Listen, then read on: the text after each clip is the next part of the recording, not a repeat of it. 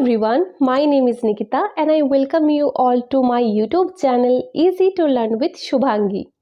আমি দাবি নিয়ে বলতে পারি আজকের যে ভিডিওটা তোমরা দেখতে চলেছো সেই ভিডিও সংক্রান্ত তোমরা পুরো ইউটিউব খুঁজলেও কোথাও এই রকম ভিডিও পাবে না। কেন বলছি জানো? কারণ তোমরা এই ভিডিওটির মাধ্যমে 11টি ভিন্ন ভিন্ন টপিক সম্পর্কে জেনে যাবে, যেখানে কোথায় কখন ইংরেজিতে কথাবার্তা বলতে হয়। দাঁড়াও, বিষয়টা একটু গুছিয়ে বলি।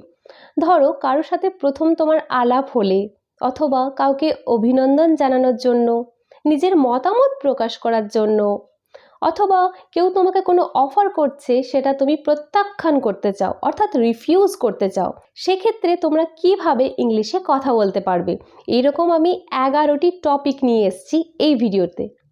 যদি ভিডিওটি ভালো লেগে থাকে তাহলে অতি অবশ্যই ভিডিওটিকে লাইক, কমেন্ট এবং শেয়ার করতে ভুলো না। চ্যানেলে নতুন থাকলে চ্যানেলটিকে সাবস্ক্রাইব করে দিতে ভুলো না, আমাকে এইরকমভাবে এগিয়ে যেতে সাহায্য করার জন্য। চলো আর দেরি না করে ভিডিওটি শুরু করে নিই। আমাদের প্রথম টপিক হলো কারোর সাথে পরিচিতি হলে আমরা কি বলতে পারি। নাম্বার 1, হ্যালো, এটা আমরা সবাই বলে থাকি।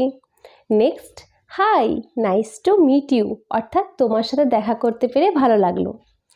প্লিজ টু মিট ইউ, অর্থাৎ তোমার সাথে পরিচিতি হয়ে আমার ভালো লাগলো। গ্ল্যাড টু মিট ইউ, তোমার সাথে সাক্ষাৎ করতে পেরে আমি আনন্দিত। হেই, হাউ আর ইউ, এই কেমন আছো তুমি। গ্রেট ইন্টারাক্টিং উইথ ইউ, অর্থাৎ তোমার সাথে পারস্পরিক যোগাযোগ করতে পেরে আমি আনন্দিত। নেক্সট টপিক হলো কাউকে উৎসাহিত করতে আমরা কি বলতে পারি। নাম্বার 1, ওয়েল ডান, অর্থাৎ সাবাস। গ্রেট জব, অর্থাৎ ভালো কাজ।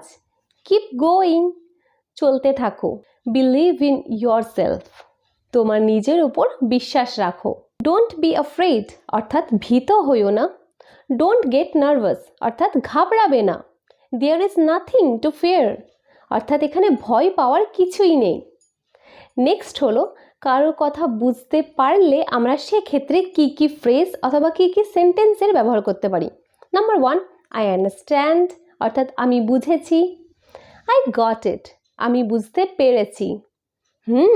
আই গেট দ্য পয়েন্ট, অর্থাৎ আমি তোমার কথার মূল বক্তব্য বুঝতে পেরেছি। Yeah, I get the idea, অর্থাৎ তোমার বুদ্ধিটি আমি বুঝতে পেরেছি। I hear what you are saying, অর্থাৎ আমি শুনছি তুমি কি বলছো। দ্যাটস ক্লিয়ার, অর্থাৎ এটা পরিষ্কার। এবার নেক্সট টপিক হলো যখন আমরা কারো কথা বুঝতে না পারবো সেক্ষেত্রে আমরা কি কি ফ্রেজ অথবা কি কি সেন্টেন্সের ব্যবহার করতে পারি। নাম্বার 1 হলো সরি, অর্থাৎ বুঝিনি, দুঃখিত। নেক্সট, কাম অ্যাগেন, এটা একটা ফ্রেজ যার অর্থ হলো পুনরাবৃত্তি করা। মানে ধরুন আপনাকে কেউ কিছু বলেছে, আপনি বুঝতে পারেননি অথবা শুনতে পাননি, সেক্ষেত্রে আপনি শুধু কাম অ্যাগেন এই ফ্রেজটি ইউজ করলেই বোঝা যাবে যে আপনি তাকে বলছেন যে তুমি যে কথাটি বলেছো সে কথাটি পুনরাবৃত্তি করো। নেক্সট হলো I didn't get the point, অর্থাৎ তুমি যেটা বলেছো সেটা আমি বুঝতে পারিনি। Next, I am sorry, I didn't catch that, অর্থাৎ আমি দুঃখিত, তুমি যেটা বলেছো সেটা আমি বুঝতে পারিনি। আই ডিডন্ট হিয়ার ইউ, তুমি যেটা বলেছো সেটা আমি শুনিনি। Would you mind speaking a bit slowly, অর্থাৎ একটু আস্তে কথা বললে তুমি কি কিছু মনে করবে। I am confused, could you tell me again, অর্থাৎ আমি বিভ্রান্ত, তুমি কি আরেকবার বলতে চাইবে। Could you say it again please, অর্থাৎ আপনি কি এটা আরও একবার পুনরাবৃত্তি করতে চাইবেন। আমাদের পরবর্তী টপিক হলো গভীরভাবে দুঃখ প্রকাশ করার জন্য আমরা কি কি ইংরেজিতে বলতে পারি। আই এম এক্সট্রিমলি সরি, অর্থাৎ আমি অত্যন্ত দুঃখিত। I am at my fault and take all responsibility, অর্থাৎ আমি ভুল করছি এবং সমস্ত দায়িত্ব অথবা ভার আমি নিজে নিচ্ছি। আই রিগ্রেট, মানে আমি অনুশোচনা করছি। আই রিপেন্ট, অর্থাৎ আমি অনুতপ্ত। আই অ্যাপোলোজাইজ, অর্থাৎ আমি ক্ষমা চাইছি। ফরগিভ মি প্লিজ, আমাকে ক্ষমা করে দিন দয়া করে। পার্ডন মি, আমি ক্ষমা চাইছি। পরবর্তী টপিক হলো কাউকে অভিনন্দন জানানোর জন্য আমরা কি কি ফ্রেজের ব্যবহার করতে পারি। চলো দেখিনি। বেস্ট উইশেস, অর্থাৎ শুভকামনা। ব্রাভো ইয়োর হার্ড ওয়ার্ক, অর্থাৎ তুমি যে কঠোর পরিশ্রমটা করেছো তার জন্য সাবাস।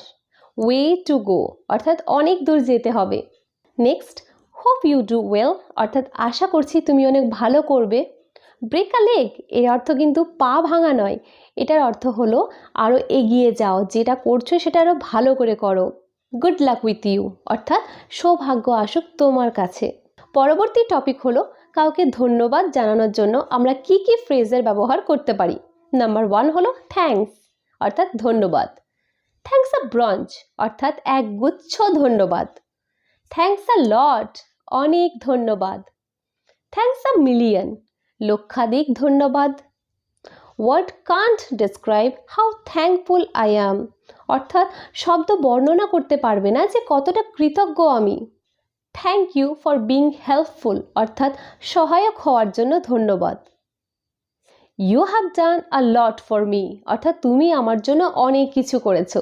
নেক্সট টপিক হলো কেউ আমাদেরকে কুশল জিজ্ঞাসা করলে অর্থাৎ ভালো মন্দ জিজ্ঞাসা করলে আমরা তার পরিবর্তে কি কি উত্তর দিতে পারি, চলো দেখে নিই। আই এম ফাইন অর্থাৎ আমি ভালো আছি। আই এম গ্রেট আমি অনেক ভালো আছি। আই এম এক্সট্রিমলি ওয়েল অর্থাৎ আমি বেশ ভালোই আছি। আই এম ডুইং গ্রেট অর্থাৎ আমি ভালোই করছি। কুডন্ট বি বেটার অর্থাৎ এর থেকে আগে ভালো কখনো থাকিনি। I feel myself in heaven অর্থাৎ আমার মনে হচ্ছে আমি নিজে যেন স্বর্গে আছি। I am under the weather অর্থাৎ আমি একটু অসুস্থ আছি। আমাদের পরবর্তী টপিক হলো বিদায় জানানোর জন্য আমরা কি কি ফ্রেজের ব্যবহার করতে পারি। নাম্বার 1 বাই বাই অর্থাৎ বিদায়। গুড বাই বিদায়। টাটা এটাও মানে হচ্ছে যে হ্যাঁ আমি যাচ্ছি। সি ইউ লেটার অর্থাৎ পরে দেখা হবে। আই এম আউট হিয়ার অর্থাৎ আমি এখান থেকে যাচ্ছি। It's time to be going অর্থাৎ এখন যাওয়ার সময়। I will catch you later অর্থাৎ আমি তোমার সাথে পরে দেখা করব।